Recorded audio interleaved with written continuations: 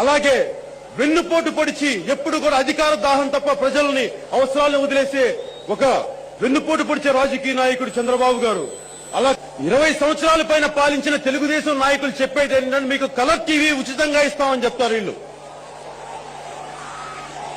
Colour TV ఉచితంగా ఇస్తామనుకున్నప్పుడు మీరు అడగాల్సింది కేబుల్ కనెక్షన్ ఎవరిస్తారని కూడా అడగండి.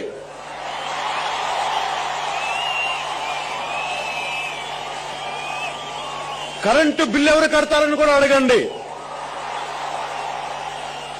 ఒకవేళ గ్రామీణ ప్రాంతాల్లో వాళ్ళు ఏదో చెప్పారు 12 గంటల ఉచిత విద్యుత్ ఇస్తామని చెప్పి, మరి రైతులు పొలాల కోసం మోటార్ వేసుకోవాలా లేదంటే టీవీ పెట్టుకోవాలా?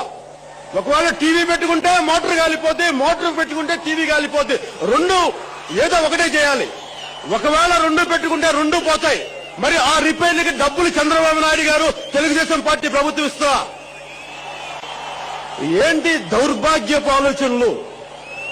దీనిని ఇంగ్లీష్ లో థాట్ పోవర్టీ అంటారు. భావ దారిద్ర్యం. భావ దారిద్ర్యం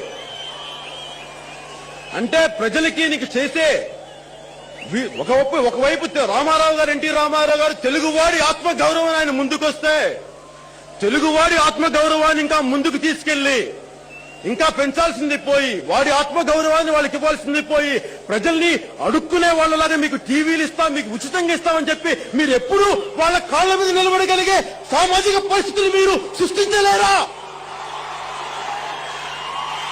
ఇదా దౌర్భాగ్యం. మన దేశానికి మన ప్రజలకు కావాల్సింది ఇలాంటి రాజకీయ నాయకులు. ఇలాంటి రాజకీయ నాయకులు కావాలా? మనకి కావాల్సింది నిజంగా ప్రజాసేవ చేయగలిగే, ప్రజల పక్షాన నిలబడి ప్రజల కోసం పోరాటం చేయగలిగే ఒక ప్రజా నాయకుడు కావాలి. అది అన్న చిరంజీవి కావాలి.